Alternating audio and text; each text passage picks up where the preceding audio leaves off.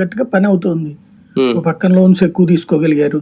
ఇప్పుడు మొన్న మామూలుగా మనకి ఈ నెలలో ఉన్నటువంటి లెక్క ప్రకారం రిజర్వ్ బ్యాంక్ గైడ్ లైన్స్ ప్రకారం అయితే మనకి ఎంత ఉంటుంది, ఒక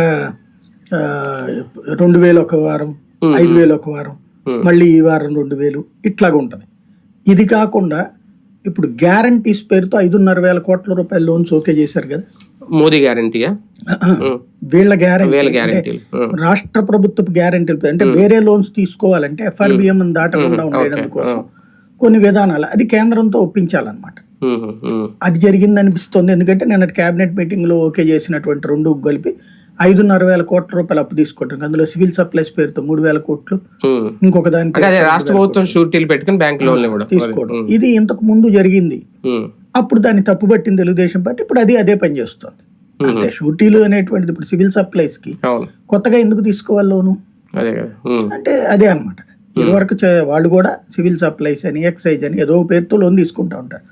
అప్పుడు అది దప్పట్టారు. అది రాసినటువంటి వాళ్ళు ఇవాళ ఎవరు రాయరు, సహజం అది. ఇప్పుడు అది తీసుకున్నారు. తీసుకోవాలంటే సెంట్రల్ తో ఇబ్బంది లేకుండా చూసుకోవడం అనమాట. కాబట్టి అది సాధించుకోగలిగారు. రెండో పక్కన పోలవరానికి సంబంధించి సెంట్రల్ ఎక్స్పర్ట్స్, అదే ఇంటర్నేషనల్ ఎక్స్పర్ట్స్ వచ్చారు కదా, వాళ్ళు ఇచ్చిన నివేదిక అది దానికి ఈయన వెళ్ళి ప్రత్యేకించి చేసేది ఏమి లేదు. అది జస్ట్ మేము పోలవరం గురించి మాట్లాడామని చెప్పడానికి ఉంటుంది. కానీ పోలవరంది సాల్వ్ అవ్వాలి అంటే అసలైనటువంటి అంశం రేపు బడ్జెట్ అయిన తర్వాతనే అవుతుంది. ఏంటది అంటే R&R ప్యాకేజీకి సంబంధించిన డబ్బులు. అది ఇవ్వకుండా ఏం చేసినా సాధ్యం కాదు. ఇప్పుడు ఇంతకు ముందు మనం చాలా సార్లు మాట్లాడుకున్నాం, నేను చాలా సార్లు కూడా ప్రస్తావించి మీతో. అది మెయిన్ ప్రాబ్లం వల్ల అక్కడ కట్టాలి అంటే కాపర్ డ్యామ్ నువ్వు కట్టలేదు, నువ్వు సరిగ్గా కట్టలేదు, నువ్వు ఎట్లా కట్టలేదు, రిటైర్